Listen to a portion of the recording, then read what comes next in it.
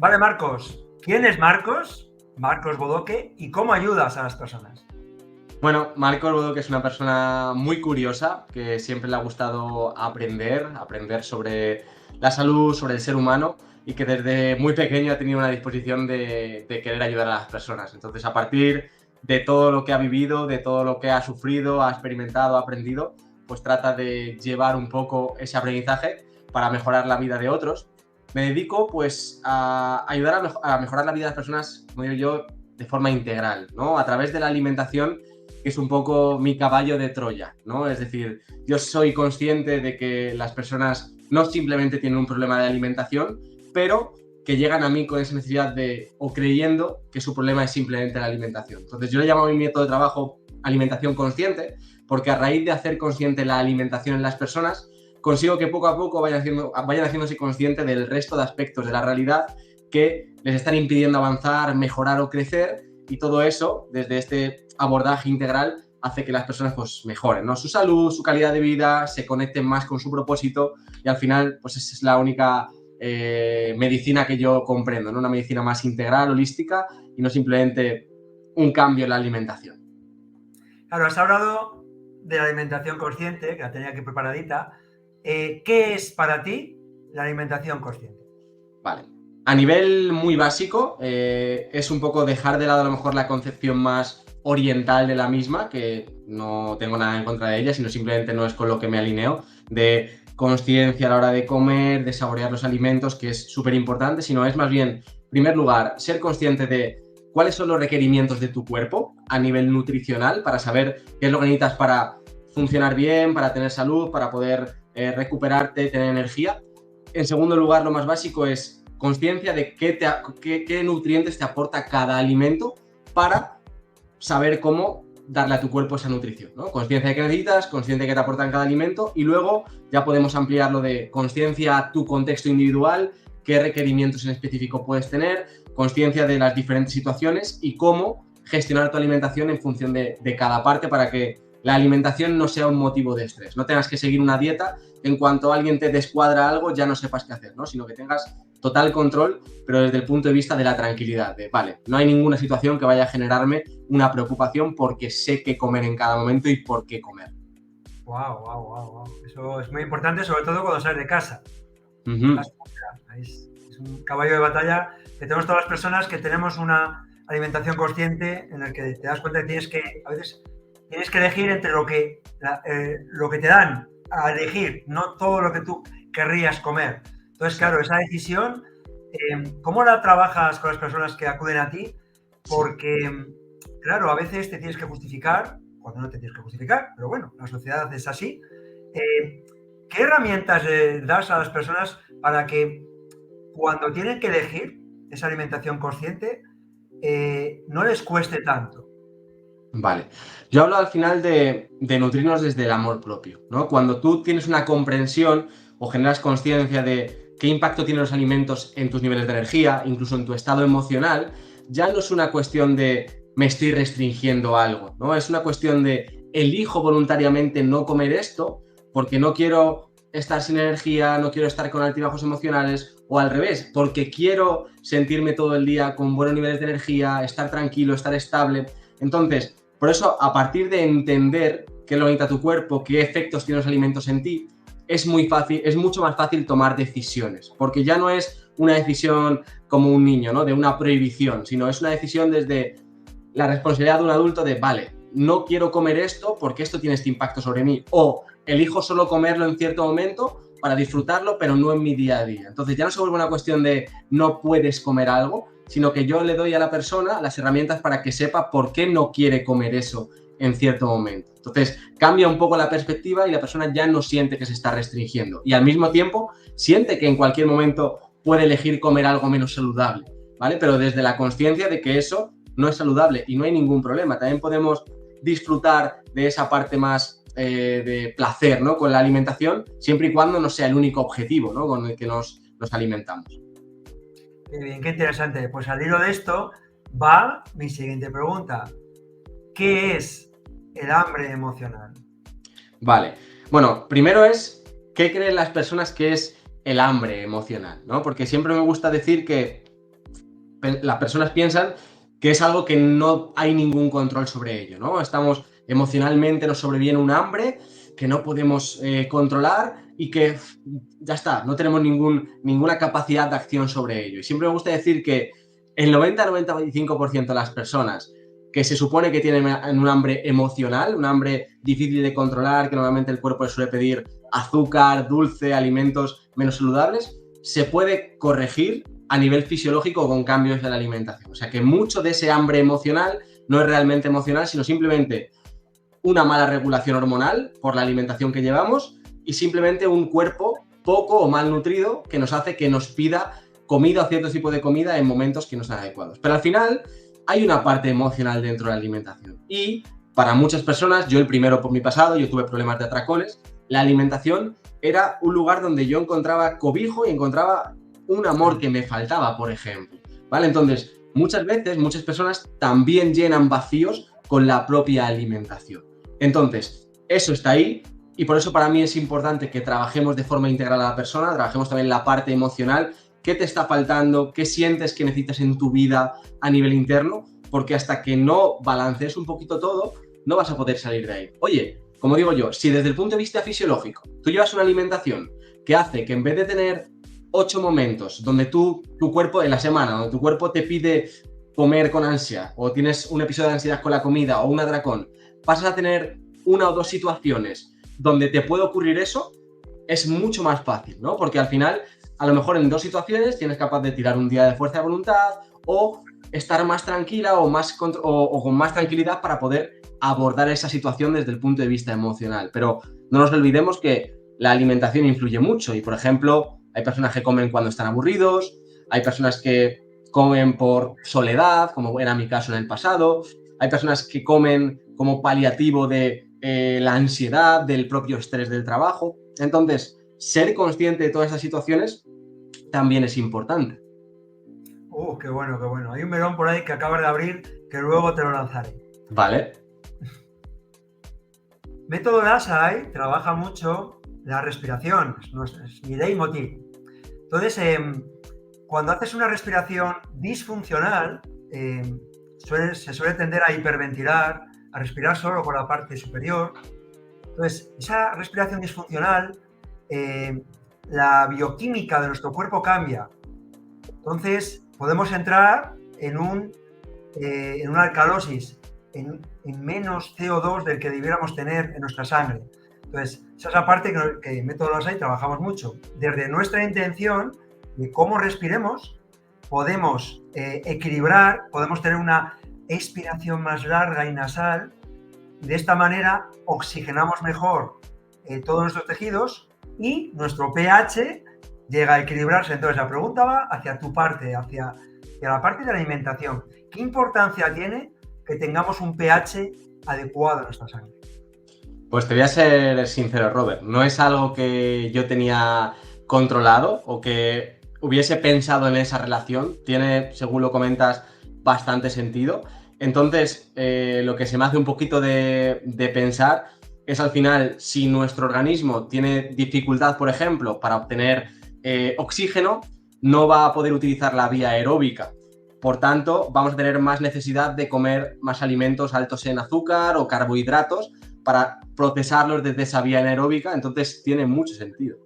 Totalmente. Y ahí te lanzo la piedra, pero hemos hablado fuera de cámara, porque desde nuestra intención, también esa parte holística que estás trabajando, cuando una persona tiene hiperventilación, generalmente va a tener trastornos de ansiedad, va a dormir mal, va a descansar mal, con lo cual se mete en una rueda que todos sabemos que no es adecuada y entonces ahí, pues por ejemplo, podría tener ese hambre emocional. Sin duda, sin duda. Al final por eso tenemos que trabajarnos de forma integral y no simplemente cerrarnos a una posibilidad de que nuestro único problema está en la alimentación, como me gusta decir, ¿no? Que no nos impida el árbol ver el bosque. Muy bien, vamos a la parte de ayunar. ¿Qué es ayunar para ti y para qué nos puede servir? Vale, ayunar. Para mí es un acto de amor propio, autocuidado y algo que ocurre de forma natural, ¿vale? Cuando realmente conectamos con nuestro cuerpo y le damos lo que realmente necesita para funcionar bien, estar bien regulado y no tener deficiencias. A mí me gusta decir que no debemos hacer ayuno, es decir, no debemos buscar, por ejemplo, un ayuno intermitente, como ahora mismo también está muy de moda de voy a hacer 16 horas de ayuno, ¿vale? Porque ahí podemos entrar en un problema y es el hecho de que sí, ese ayunar puede tener algún beneficio en descanso digestivo, mejor oxidación de las grasas, incluso ayudarnos a reconectar con una sensación distinta del hambre, darnos cuenta de que todo el hambre que tenemos no es hambre, pero si estamos malnutridos puede incluso a medio o largo plazo ser como un tiro en el pie, ¿no? Generarnos más deficiencias, meter a nuestro cuerpo en mayor estrés, etc. Entonces, para mí es importante que la persona llegue al ayuno de forma natural. Primero, que aprenda a hacer 3 comidas bien densas en nutrientes, cubriendo sus necesidades, su capacidad, regulando las hormonas del cuerpo y que de forma natural el cuerpo lo pida. Porque eso me pasa al final con las personas con las que trabajo. De repente dicen, Marcos, estoy llegando sin hambre a las cenas. Digo, perfecto, pues sáltate alguna cena, ya estás haciendo un ayuno. O, Marcos, hoy voy a ir a entrenar por la mañana pronto, pero realmente no tengo hambre, ¿puedo desayunar más tarde? Digo, perfecto, sáltate ese desayuno que haces normalmente. Entonces, el ayuno va ocurriendo de forma natural y luego al final te lo acaba un poco pidiendo el cuerpo, porque notas que cuando comes muy junto, realmente te notas más inflamado, más pesado y notas al final la importancia de darle esos descansos a nivel digestivo a tu cuerpo. Entonces, para mí es realmente una práctica de autocuidado, una práctica que puede utilizarse un poco como un reset en ciertos momentos. Por ejemplo, ¿no? Una persona que tenga una buena relación con la comida, a lo mejor han estado 2-3 días de vacaciones, comiendo mucho. Oye, pues puedes hacer un ayuno de 24 horas desde el punto de vista no de la compensación, no de tengo que quemar el exceso de kilocalorías, sino, ostras, he inflamado de más a mi cuerpo, voy a darle un descanso y voy a ayunar. Entonces se convierte más en una herramienta y tú no buscas 16 horas de ayuno. A lo mejor algún día haces 12, otro día 13, otro día 15, otro día haces 20 horas porque te ha salido o te has tenido que saltar una comida porque ha habido un inconveniente en tu organización y es algo que fluye dentro de tu día a día y es parte de tu alimentación, pero no como tengo que hacer 16 horas de ayuno todos los días o 18, porque ahí puede convertirse un poco en un problema. Claro, esto es como las personas que hacen ejercicio, ¿no? Nada más llegar al gimnasio no vas a hacer una maratón, tienes que hacer todo muy poco a poco. Método Dasai aboga por el ayuno. Yo personalmente hago todos los años un retiro de 8 días de ayuno a solo agua. Y tenemos un podcast especial en el que grabamos con los facilitadores del retiro que hago todos los años. Entonces, Ángel me decía justamente lo que acabas de decir. El ayuno empieza por pequeños momentos sin comer. Eso es un ayuno. Y luego ya lo que vayas consiguiendo, lo harás poco a poco y porque te lo pida el cuerpo y la mente. Porque ayunar es parar, dejar de. Muy interesante. De hecho, ayunos ya profundos son una herramienta muy potente. Yo doy fe, llevo varios años haciéndolo y más que mi cuerpo, lo que viene totalmente renovado es mi espíritu. El cuerpo es capaz, si le das agua, evidentemente, no se tiene que deshidratar, de mantener la fuerza. Yo después de 8 días de ayuno soy capaz de hacer 10 dominadas estrictas con las anillas. El cuerpo mantiene su vitalidad y compensa continuamente. Esa parte espiritual en la que paras es la que, por lo menos a mí personalmente, es la que más me da. Pero bueno, podríamos hablar del ayuno un programa entero y no terminaríamos. Hay cosas por ahí que has publicado sobre el agua con minerales. Me parece muy interesante porque yo suelo practicar todas las mañanitas el agua de mar, solo ahí tomar un poquito. ¿Qué nos puedes contar la importancia que tiene mineralizar el agua que bebemos? Vale, a ver, nosotros evolutivamente lo que hemos bebido, el agua que hemos bebido era siempre agua de manantial. Entonces era un agua rica en minerales. Entonces tenemos que entender que lo que nuestro cuerpo necesita no es solo la parte del líquido, sino también los minerales. Cada vez que nosotros orinamos, por así decirlo, no solo perdemos agua, sino también perdemos minerales. Entonces, si constantemente estamos introduciendo en nuestro organismo aguas y minerales, lo que hacemos es cada vez desmineralizar más el organismo. Aparte de que los minerales en el agua, por ejemplo, permiten que se absorba mejor el agua al propio nivel ya digestivo, que luego además el agua pueda penetrar mejor en las células, entonces también tiene una componente de funcionalidad, pero sobre todo es eso. Si nosotros seguimos bebiendo constantemente agua sin minerales, hacemos ejercicio físico, perdemos minerales, incluso en la propia sudoración normal del día a día vamos perdiendo minerales y no reponemos, al final acabamos estando en un estado pobre, ¿no? Cada vez de menor equilibrio a nivel interno. Entonces, ¿esto qué va a dar lugar? Pues problemas a nivel digestivo, vamos a tener cada vez menos energía, las personas pueden tener mareos, no vamos a poder rendir tampoco físicamente de la forma adecuada. Entonces, por eso es importante que siempre añadamos algo de minerales al agua, ¿vale? Aquí hay personas que abogan por más, por menos. Yo siempre al final trato de decir, oye, échale un poquito de sal al agua, ¿vale? Una sal marina de calidad, ¿vale?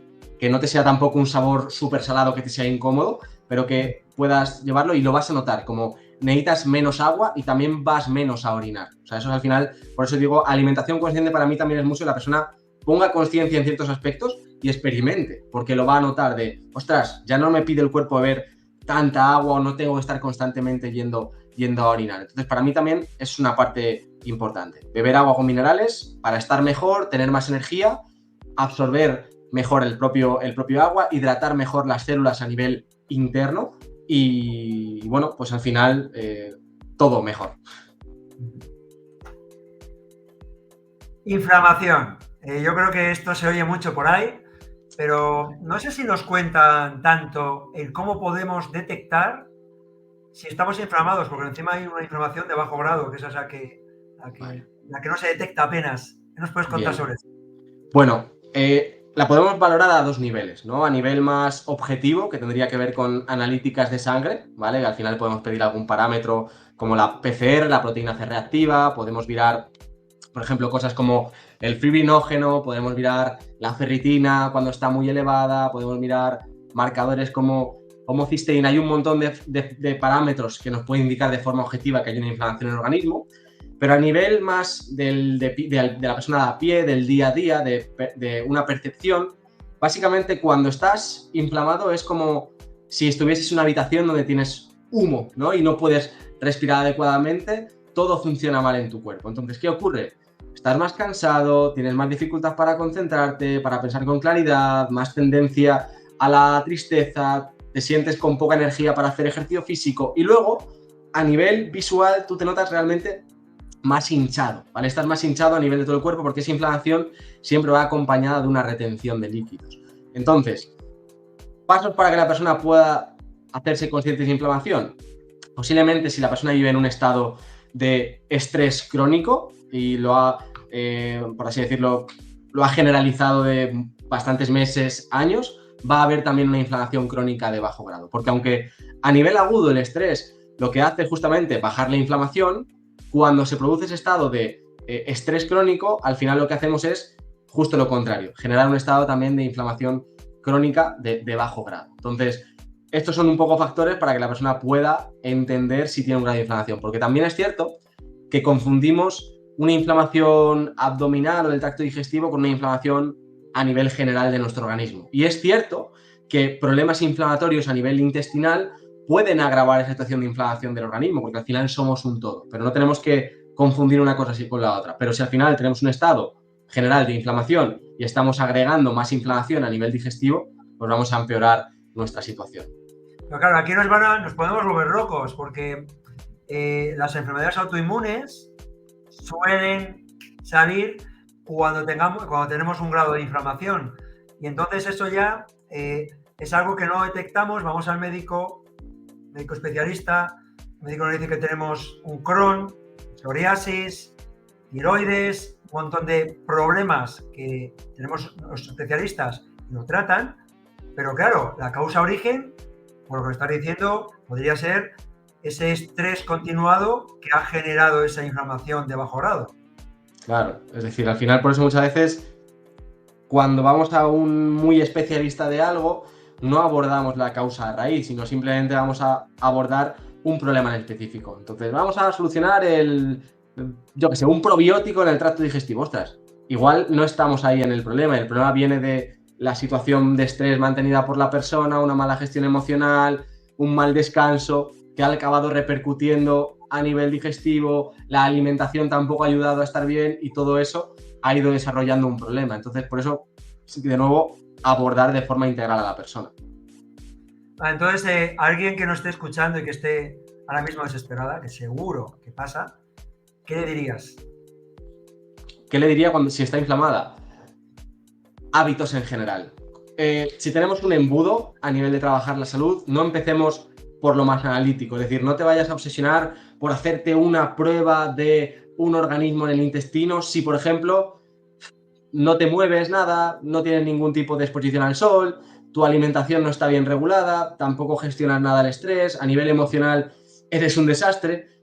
Céntrate en eso y si con todo eso sigues teniendo algún problema, ves a trabajar eso específico, porque si no al final estamos, pues eso, empezando la casa por el tejado y podría ser un problema. Entonces, al final la mayor parte de los problemas se solucionan trabajándote de forma integral a través de los hábitos. Y la respiración en este caso también es un aspecto que puede ayudar con la gestión del estrés, el estado de inflamación del organismo, el descanso. Oyentes, esto es oro lo que nos está diciendo Marcos. Parad, detectad vuestra incomodidad, qué os está pasando, descansad más. A partir de ahí, respirad mejor. A partir de ahí, mejores hábitos alimenticios. Moveros, exponeros al sol. Hay un montón de tips que está diciendo Marcos que son claves porque es un puzzle, son pequeñas piezas de nuestro puzzle de vida. Claro. E integrarlas poco a poco, no obsesionarnos de hacerlo todo de golpe, porque también me encuentro hoy en día mucha obsesión por el cuidado de la salud, tratar de cambiar de golpe y son cosas que uno tiene que ir también integrando poco a poco, para que también haya una coherencia interna y una comprensión de lo que se hace, no simplemente hacer de forma autómata las cosas, ¿no? La rutina perfecta es levantarse, exponerse al sol, luego andar. Al final no lo haces desde tu sentimiento interno, sino simplemente por seguir algo. Y seguimos un poco en lo mismo, ¿no? Estamos desconectados de nuestro ser. Hay un libro muy interesante que se titula El arte de la paciencia. Lo recomiendo. Oyentes, tened paciencia y calma y ya veréis como si vais aplicando todo esto que está diciendo Marcos, poco a poco, estaréis mejor. Y dentro de esas piececitas del puzzle, hablas de algo que igual no está directamente relacionado con la alimentación, pero parece ser que algo influye. Entrenar fuerza, ¿por qué es tan importante? Al final todo está relacionado, el movimiento, el entrenamiento, la respiración, todo permite, por ejemplo, que los nutrientes que ingerimos con la comida vayan a donde tienen que ir, ¿no? Y por ejemplo, el entrenamiento de fuerza genera respuestas a nivel hormonal y metabólico que hacen que nuestro cuerpo funcione de la manera adecuada, gestione bien la energía. Entonces, al final, entrenar de nuevo no es un acto de querer lucir bien físicamente. Para mí realmente es un acto de nuevo, de autocuidado, de amor propio, de mantener la funcionalidad, sobre todo que es lo que nos va a importar cuando ya tengamos cierta edad, el no depender de una persona, el no tener que estar con un taca-taca, sino poder disfrutar de nuestra vejez y sobre todo esa parte de salud, porque al final cuando tú entrenas la fuerza y tienes un músculo sano, funcional, este es un órgano endocrino y produce un montón de hormonas que hacen que todos los procesos de nuestro organismo funcionen bien, liberemos endorfinas, o sea, estemos realmente al máximo de nuestro potencial. Entonces, este músculo, además, también nos previene de la mayor parte de enfermedades metabólicas que tenemos hoy en día, ¿vale? Porque uno de los principales problemas es la resistencia a la insulina. El músculo es el principal almacén de la glucosa en forma de glucógeno. Entonces, si no tenemos un músculo activo, prácticamente cualquier ingesta de carbohidratos hoy en día, y los tenemos por todas partes, va a tender a que acumulemos grasa, generemos resistencia a la insulina, triglicéridos elevados, desarrollemos prediabetes, diabetes, etcétera, etcétera, etcétera. Entonces, entrenar fuerza es un seguro de vida a todos los niveles, a nivel metabólico, hormonal, a nivel de funcionalidad, y no hace falta estar 5 o 6 días en el gimnasio matándose y haciendo máquinas aburridas, que esto es lo mejor lo que le genera rechazo a muchas personas. Puedes hacer un entrenamiento con tu peso corporal, al aire libre, con otras personas y ver cómo puedes incluso disfrutar de ese entrenamiento de fuerza, no obcecarnos solo a una versión que a lo mejor no nos llama tanto la atención. Muy recomendable entrenar en la calle. Yo lo hago cuando puedo y es una maravilla, una maravilla. Al hilo de esto, en alguna de las entrevistas que ya hemos hecho en Método Lhasa y hablábamos de la osteoporosis y de la sarcopenia. Vamos a centrarnos en la sarcopenia, porque está muy relacionado con esto que estás contando tú. Justamente, un músculo al final que no se utiliza se va perdiendo, sobre todo cuando vamos envejeciendo. Entonces, ¿qué es lo que ocurre? Que perdemos masa muscular, perdemos funcionalidad, que al final todo se hace una bola de nieve. Cuanto más masa muscular perdemos, menos nos movemos, cuando menos nos movemos, masa muscular perdemos, y al final perdemos de todo, perdemos grado de metabolismo, salud, capacidad de gestionar nuestro cuerpo y es un verdadero problema. Es una de las causas de las personas adultas, o sea, ancianas, que estén en condición de fragilidad, es decir, que no puedan valerse por sí mismos, esta sarcopenia. Y luego también, pues bueno, también está muy presente, aunque no es, igual es irse un poquito, en las personas con cáncer, la caquexia, que también es esa pérdida de tejido muscular, que es muy problemático y también hay que evitar a toda costa en el abordaje del cáncer. Hay una medida que es la fuerza. Mira, yo tengo aquí magnesio porque está entrenando hace nada. Mi calistenia. Entonces está entrenando fuerza. Entonces hay una medida justamente para medir el grado de estado de salud de una persona mayor, que es que aprieten. La fuerza que tienen para apretar, ese es su estado de salud. Y colgarnos. Así que, oyentes, si decís, ¿cómo empiezo? Porque es lo más complicado, el escalón más alto es el primero. Colgaros de donde podáis. Y si estáis 3 segundos, mañana serán 4, pasado 5, y dentro de no mucho será 1 minuto. En los parques de los niños, en un árbol, en el metro, cuando veáis nada, cuélgate. Y eso va a ayudar a que todo esto vaya cogiendo un círculo virtuoso, del que siempre hablamos en método ASO. Súper importante, colgarse, para descomprimir también las vértebras, que estamos mucho tiempo sentados, la salud de los hombros, todo, muy bueno. Muy bien, cambio de tercio. Las personas que tienen familia, que tienen niños, esto es una controversia de la leche. Porque aquí, como hay tanta desinformación, es complicado poder atinar. Entonces, ¿una dieta equilibrada en adultos debe ser la misma que se aplica en los niños? Vale.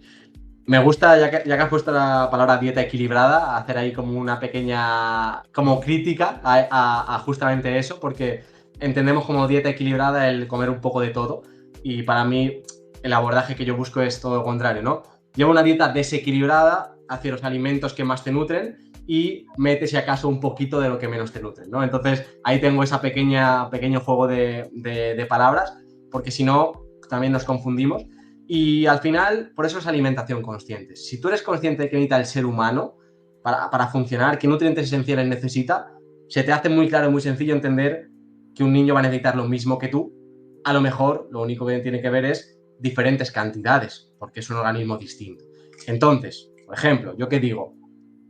Tu hijo tiene que comer lo mismo que tú, pero si al final hace 4 comidas en vez de 3, porque acaba merendando, porque gasta mucha energía, o al final come algo más de carbohidratos que tú, no te preocupes. Siempre es una persona, un niño activo, sano metabólicamente, pero al final no hay que complicarse. Que tú al final te desayunas unos huevos con aguacate y un poco de jamón, el que desayune lo mismo, menos cantidades. Que tú comes brócoli con un poco de carne de ternera y un poco de queso, él puede comer perfectamente lo mismo que tú, a lo mejor menos cantidades. Entonces, no compliquemos tanto la alimentación de los niños, simplemente todo pasa por el ejemplo que eres tú como padre.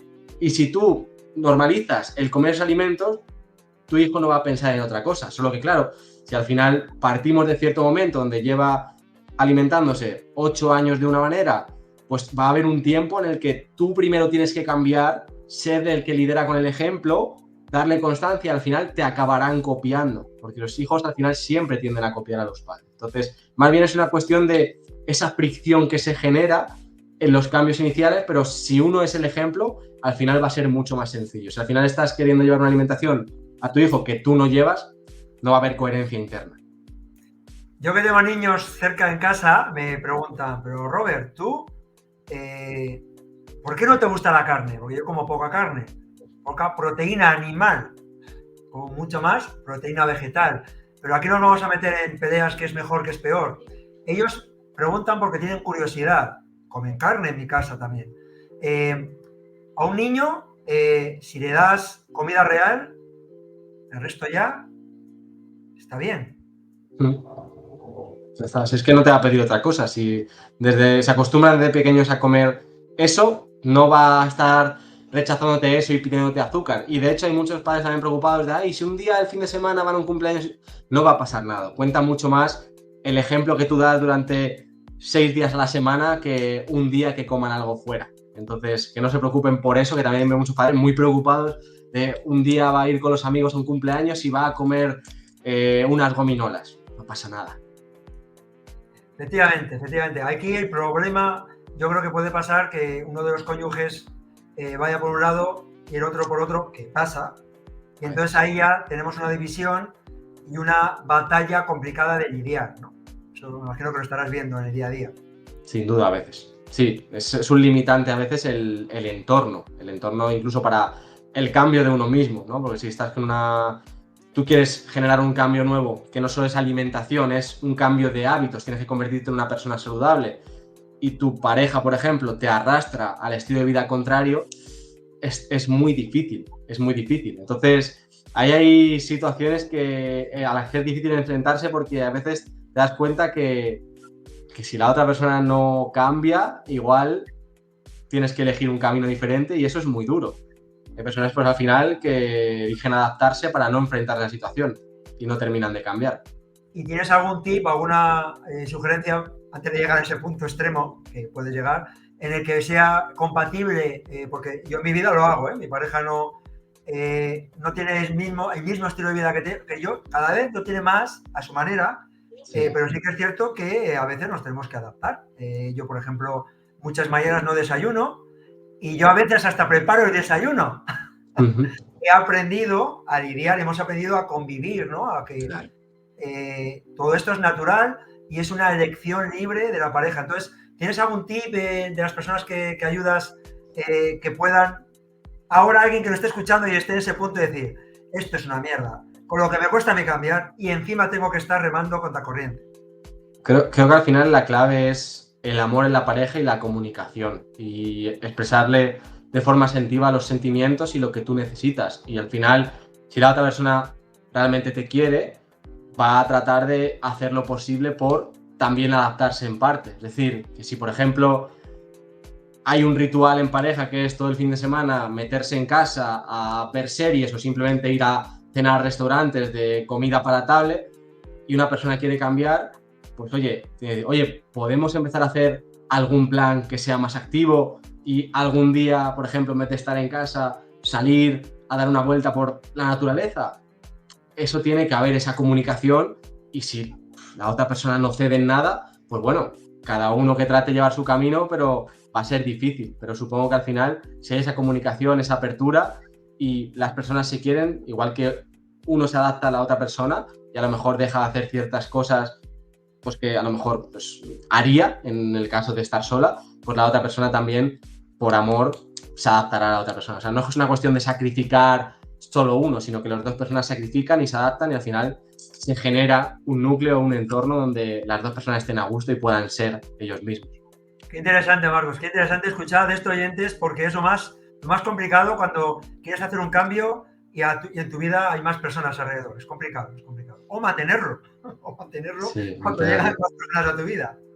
Vale. Elige nutrirte, te cambiará la vida. Esto es posiblemente el título de algún libro, ¿te suena? Me suena el Elige nutrirte, creo que lo tengo por aquí. A ver, Elige nutrirte. Ahí, se ve perfecto. Es, como digo yo, mi hijo, que estoy muy, muy orgulloso. Creo que es un libro que me salió del alma cuando lo escribí, de típico que dices, no estoy escribiendo yo porque no tienes ni siquiera que pararte a pensar.